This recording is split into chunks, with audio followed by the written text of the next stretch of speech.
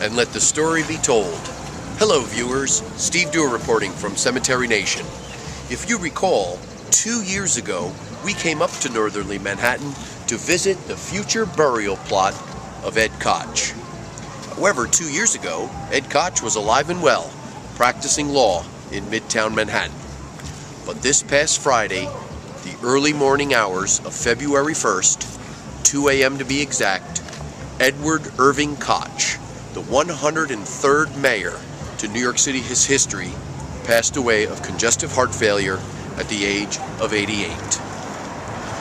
When Koch was 83 in 2008, he pre-purchased this burial plot for $20,000 in the Jewish section of the Trinity Church Cemetery. Koch strongly felt that if he had spent most of his mortal life in Manhattan, then that he should spend his eternal life in Manhattan. He was actually quoted by reporters as saying, "The idea of leaving Manhattan permanently irritates me." Tomorrow will be Ed Koch's funeral. Funeral services will be initially held at 11 a.m. at Temple Emmanuel on 5th Avenue. After the services, Koch's body will be brought here to his eternal resting space that, as you can clearly see through the gates are closed, they are locked, we are unable to access the site itself. If you also notice, if you pan here, and maybe we don't need to pan because we don't need to make anybody too angry, but there is a police officer right over here on my left-hand shoulder, enjoying his lunch, by the way. But he is here to more or less make sure that the streets and the area remains calm. But back to the site, you can clearly see the hole has been dug. His stone is behind that large mound of dirt.